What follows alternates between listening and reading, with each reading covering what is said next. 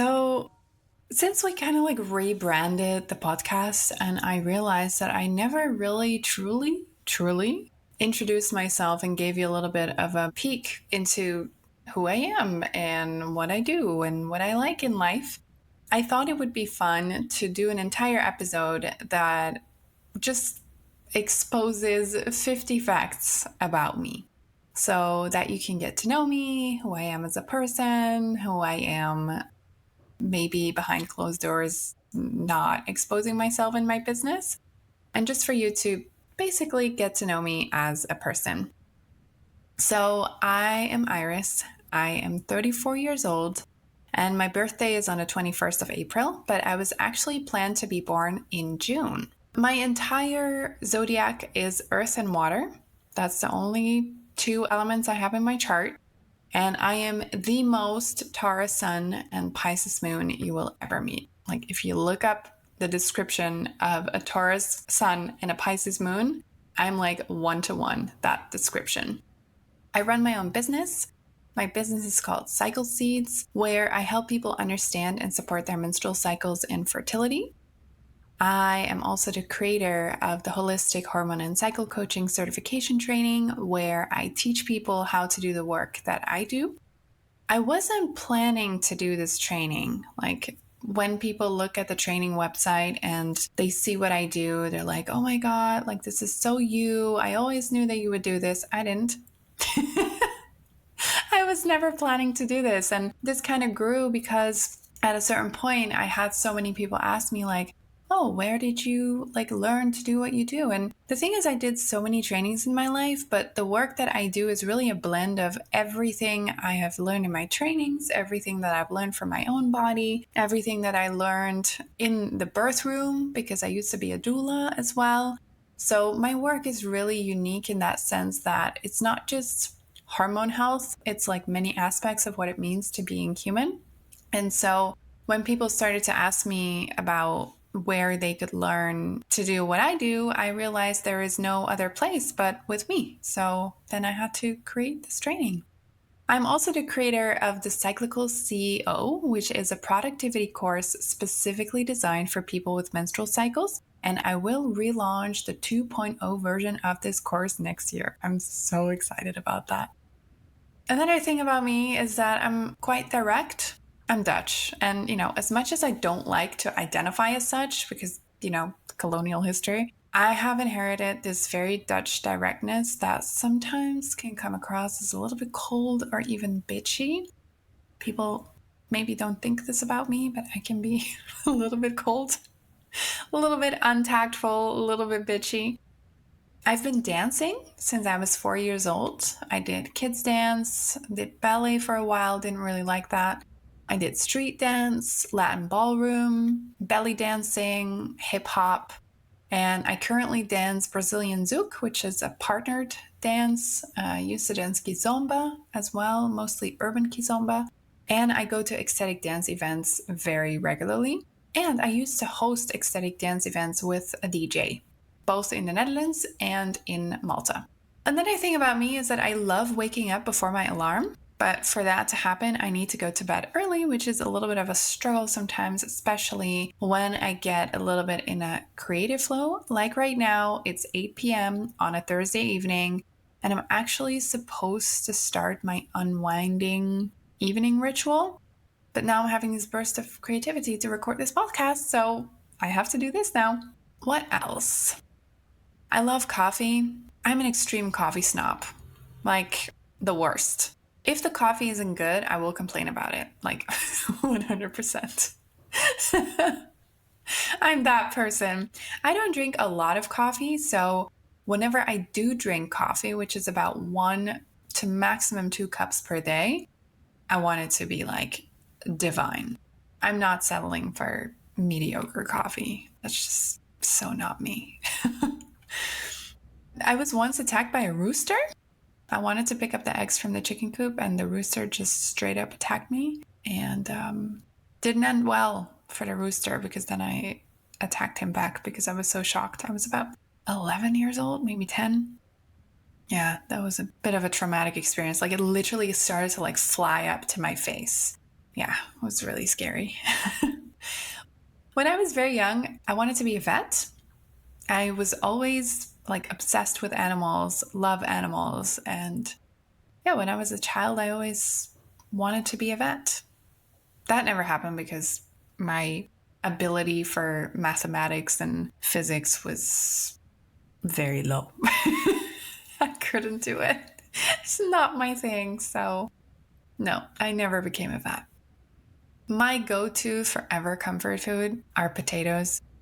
Nobody can tell me otherwise. Nobody can tell me that potatoes are not the best comfort food ever.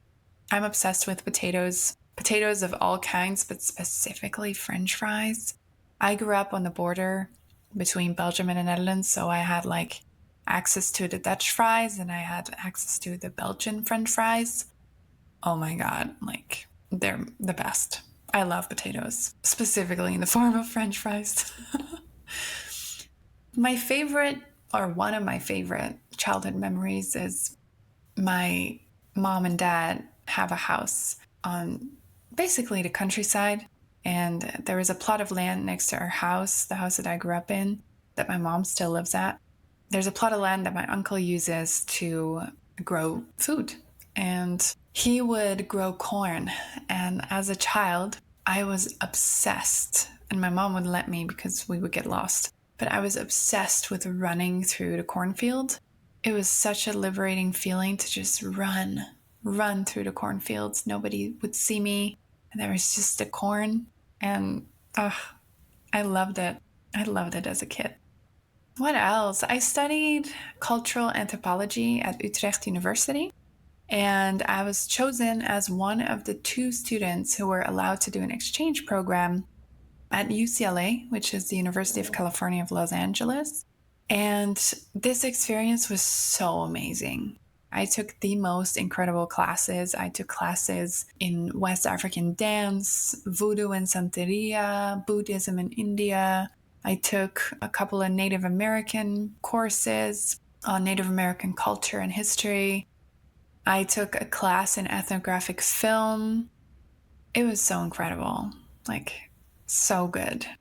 And I felt like I was in a Hollywood movie every time I walked on this gorgeous campus. It was so beautiful.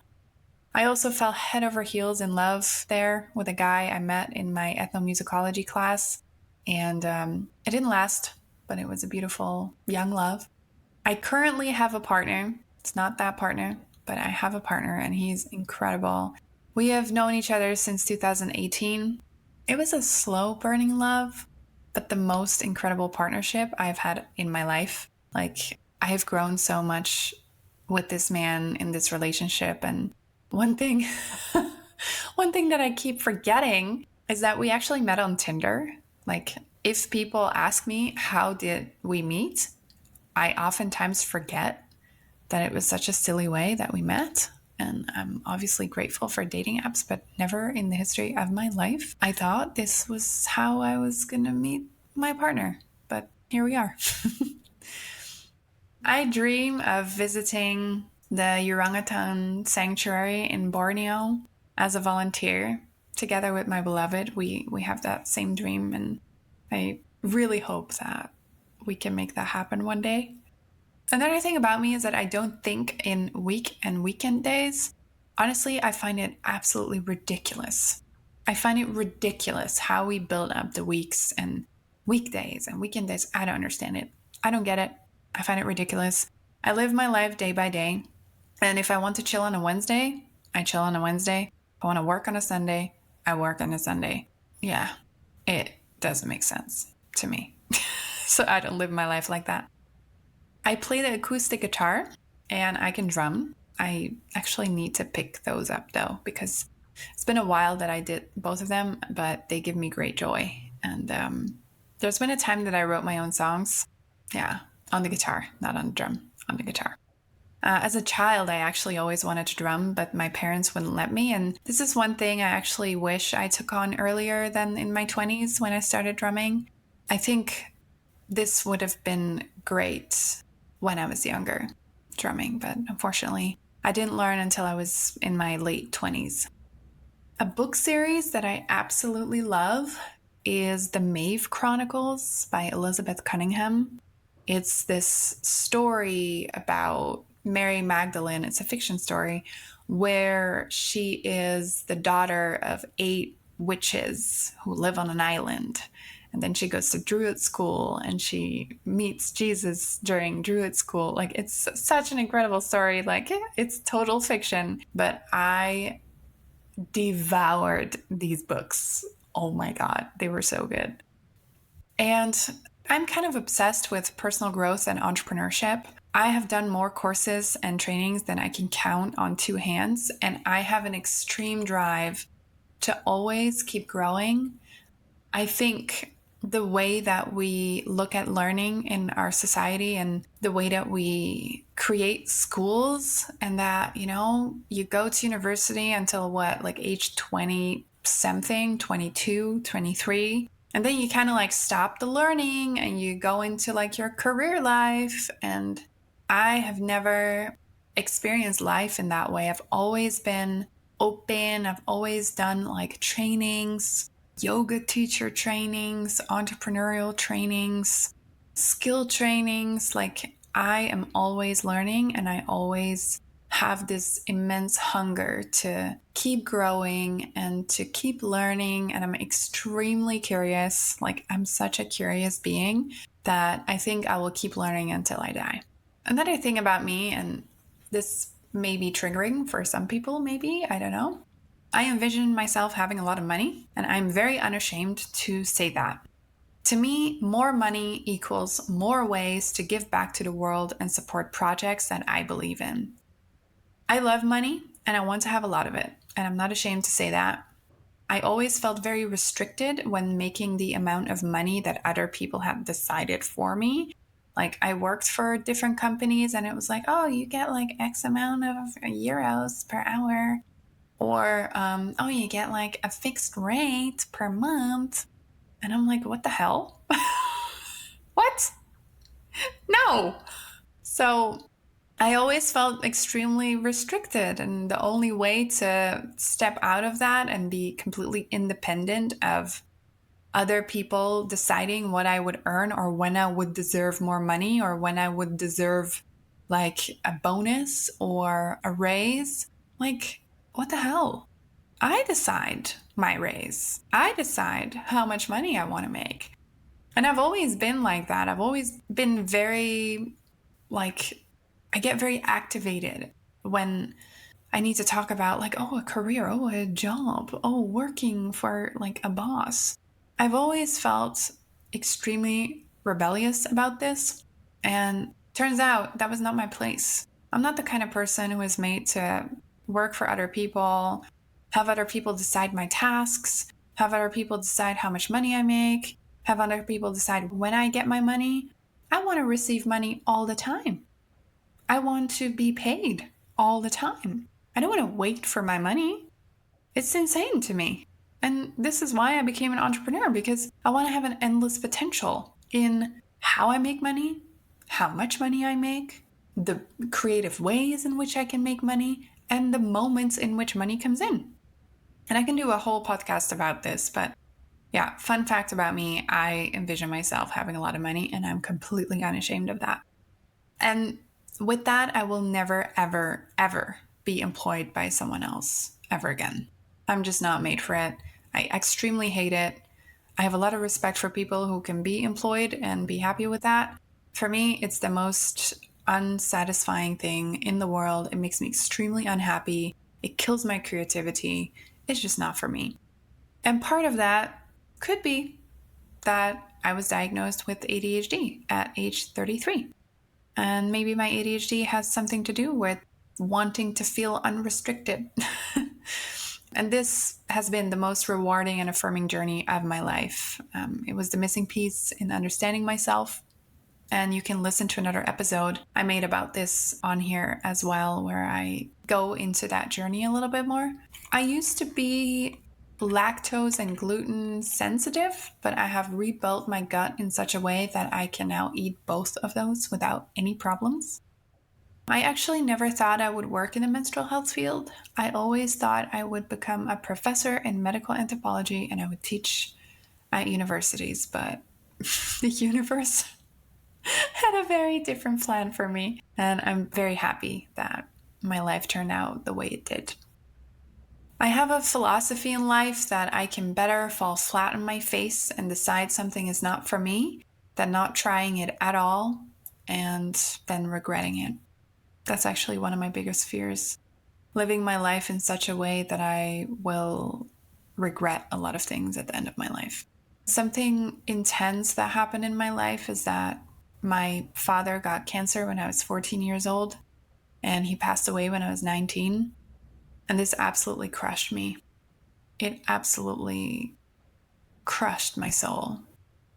And at the same time, it also gave me a lot of fuel for continuing to move forward. And I had promised him I would start studying again because I stayed at home to help take care of him. I quit school, basically. I quit university to be at home and to just be with him. And I promised him I would, pick up studying. So I started university again in another city 2 months after he died. And a lot of people called me crazy for that, but it was my refuge. Studying was my refuge. And it was also a way to basically ignore my grief because I didn't deal with my grief until I was well into my 20s. But that's a story for another day. I love surprises. I'm also extremely nosy, so it's it's really hard to keep surprises from me, but I love it. I love when someone manages to surprise me. I used to be a vegetarian and a vegan even, but now I'm fully back to eating everything, and I recorded a full episode on this podcast as well about me moving from vegetarian to vegan back to eating everything again. I went to the Colombian Amazon on my own when I was 21. Magical, absolutely magical experience. And I ended up staying with an indigenous Tikuna community, and I learned so much there. It's one of the most profound experiences of my life. And another fact about me is that I cannot wait to be a mom. I think this journey will be absolutely life-changing. And I am in a place in my life where I feel ready to take on that responsibility. But then before becoming a mom to a human baby, I would love to have a puppy. Oh my God, I am obsessed with puppies. I love dogs. I love cute dogs. And I really want to have one. I want to be a dog mom, so badly. And I think it's a good practice to be responsible for another living creature in that way before taking on the responsibility of a full-blown human baby.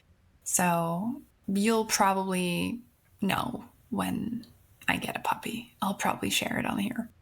Another thing about me is that I hate being on the phone, calling. No one really knows this about me, but I actually hate calling. I hate calling. It does not make me feel good. I have my phone on Do Not Disturb most of the time. When I see someone call me and I didn't know that they would be calling me, I feel extremely anxious. It's just not my thing. I have no idea why. Just, drop me a voice note or a text, and I will only pick up the phone when I really, really, really like you. Then you know that you're in my close circle when I pick up the phone for you. I believe in aliens. I don't think that we are the only planet with life on it in this universe. So yeah, that's what I believe. And yeah, I believe that. I love going to the chiropractor and being adjusted. A dear friend of mine is a chiro here, and oh my God, I just love geeking out with him and ask him all the questions I have around what is happening in my body when you adjust me here and when you do that. And he's a neurologist too, so he can explain things into extreme detail, and I love that. I've lived in so many places. I was born in Belgium. I grew up in the Netherlands. I lived in India for a while, lived in the US for a while. I lived in Malta, and now I'm in Portugal. And my wish is to actually build a life where I can be close to my family in the Netherlands part of the year, and part of the year be in Portugal, or at least somewhere warmer for the other part of the year. I hate it when people fidget when I am working. When I'm in the co-work and someone is fidgeting and unaware of that, I get so annoyed. I'm like, shut up. I cannot handle this. I don't know why, but it's just, I don't like it. Yeah, no. I love going out for long walks in national parks. It really calms my brain. And I just love how it makes me feel in my body. I am obsessed with the work of Graham Hancock and his theory about a lost civilization. I just absolutely adore his work. And I went to a lecture of him in London, extremely mind blowing. Yeah, I just love his way of looking at the planet and being courageous to have a different view than most of archaeology when it comes to human life on Earth. And yeah, I just love him. Another fun fact is that I always use the lowest brightness on all of my screens. I just cannot handle the brightness, and I will often wear blue light blocking glasses, but you will never see me have my laptop or my phone on full brightness ever. I love making healthy treats. I recently discovered how to make a sweet potato brownie. What? Oh my God, the best. And you can actually check the show notes for the recipe. You can just put your email and receive the recipe in your inbox. I love trying out new things that have to do with health. I have tried many supplements in my life. And when someone says to try something, I will most likely do it. I am so curious. I just love trying on new things. I am someone who teaches themselves a lot of things.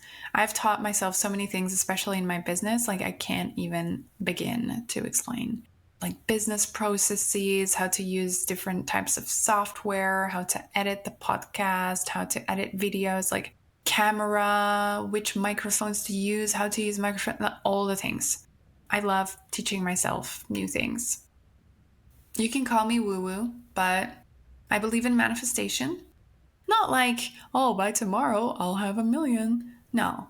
But I do believe setting your mind onto something and doing whatever it takes to get there and constantly redirecting myself to bring myself back to what I want. And when I'm diverting from the thing that I want, putting myself back on track. I've done this with my entire business. I knew it would be successful, even though everyone said I was crazy to start a business in menstrual health. The key to me was act like I already was where I wanted to be. My self-talk would always be like that. It still is. And I still believe in the power of manifestation, and I use it every single day. I worked really hard to support myself financially. I think it's extremely important for every woman to be financially independent on this planet. I do not ever want to be dependent on anyone. Not my partner, not the government, not my family, when it comes to money specifically. Yes, my community can come and feed me and support me when I have a baby, for example, but financial independence is extremely important to me, and I want to only grow with that. There's no limit. I have a strong work ethic, but I always had to work really hard because of my ADHD, I think, but I have found my ways of working in my own way, and I feel this financial independence it's one of the most important values in my life that I want to commit to, because financial freedom is also an ability to have more impact. And I don't want to leave this planet without having the feeling that I made an impact on this planet. And yes, I can, make an impact by teaching, by sharing, by creating, but I also want to leave a legacy for my family, for my children. And so finances are important for that. I studied Latin in high school, not because I specifically wanted to learn a dead language, but because of the stories I would read in Latin. And I knew that in the fourth year, we would read Latin poetry. And at the time, I still am, I was obsessed with poetry. I love poetry. And being able to read a poem in this ancient language and then being able to translate it, I love that. Another fun fact. Another fun fact about me. I hate spinning. Like, this sport where you bike on a bike that doesn't move, spinning. I hate it. I think it's awful. My entire body hurts when I do it. Like, no offense to people who spin. Like, let that be clear. I just hate it.